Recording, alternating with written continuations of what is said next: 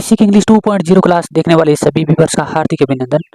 तो इस वीडियो में हम आपको बताएंगे यूज ऑफ इनटू। देखिए इनटू का हिंदी अर्थ होता है में या अंदर, और इन का अर्थ भी में होता है, और इनसाइड का अर्थ भी अंदर होता है। तो देखिए कहाँ पे हम इनटू का यूज करेंगे, इसका प्रॉपर यूज कहाँ पे होगा।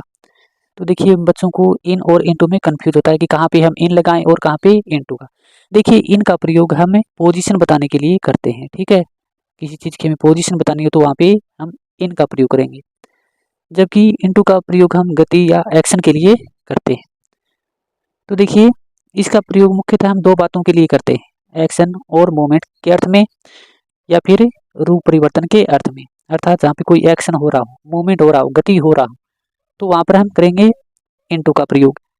इसके अलावा जब किसी वस्तु का या व्यक्ति का रूप बदल जाता है तो वहाँ पर भी हम किसका प्रयोग करेंगे, इनटू का। तो देखिए इसके कुछ एग्जाम्पल दें।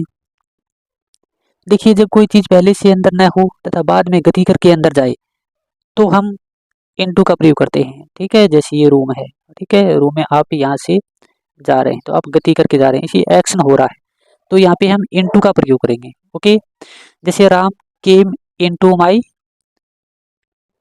रूम।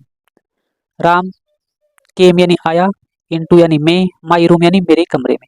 तो राम मेरे कमरे में आया, तो राम मेरे कमरे में आया तो उसने क्या किया, गति किया, उसने एक्शन किया। तो यहाँ पर हम इन का प्रयोग नहीं करेंगे, किसका प्रयोग करेंगे, इनटू का। तो Ram came into my room. I put my books into my bag या इनटू दी बैग। तो मैंने अपनी पुस्तकें किस में रखी, बैग में रखी। अगर पुस्तकों को हम बैग में रखेंगे तो उसमें क्या होगा, गति होगा, उसमें मूवमेंट होगा, तो हम करेंगे इनटू का प्रयोग। अगर पुस्तकें पहले से ही बैग में है, जैसे my books are in my bag, पहले से ही अंदर है तो उनकी पोजीशन क्या है, वो पहले से अंदर, तो वहाँ पे हम करेंगे इनका। अगर गति हो रही है तो इनटू का। अगला देखिए स्थान परिवर्तन या रूप परिवर्तन में भी हम इनटू का प्रयोग करते हैं। तो देखिए इसके कुछ एग्जाम्पल। मैं इसे अंग्रेजी में अनुवादित कर सकता हूँ, I can translate it into English. मान लीजिए हिंदी के कुछ सेंटेंस हैं, कुछ वाक्य हैं, उनको अंग्रेजी में हम अनुवादित करेंगे। तो पहले वो हिंदी में थे, बाद में किस में हो गए, अंग्रेजी में, तो उनका क्या हो गया, रूप बदल गया। तो वहाँ पे किसका प्रयोग है, इनटू का। I can translate it into English.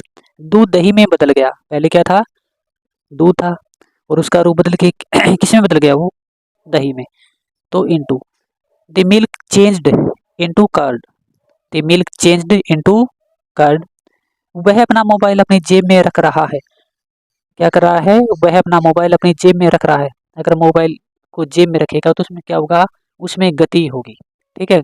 अपनी जेब में कैसे भी रख सकता है, वो अपने हाथ से रखिए, उछाल के रखिए, जैसे भी, लेकिन उसमें क्या हो रहा है, एक्शन हो रहा है, उसमें गति हो रहा है, तो वहाँ पे हम करेंगे इनटू का प्रयोग। अगर पहले से ही जेब में है तो हम करेंगे इन का प्रयोग। ओके, तो he is putting his mobile into his pocket. He is putting his mobile into his pocket. अगला सेंटेंस है वह नदी में कूद गया। वह नदी में कूद गया, तो पास्ट इंडेफिनिट टेंस का वाक्य है, ठीक है। तो उसमें हम वर्ब की सेकंड फॉर्म का प्रयोग करते हैं, ठीक है। वह नदी में कूद गया, तो ही कूदना होता है जंप, इसकी सेकंड फॉर्म हो जाएगा jumped into the river. He jumped into the river. तो ये था यूज ऑफ ए इनटू। मैं आशा करता हूँ कि आपको अच्छे से समझ में आ गया होगा। अगर वीडियो आपको अच्छा लगे तो वीडियो को लाइक और चैनल को सब्सक्राइब जरूर कीजिए।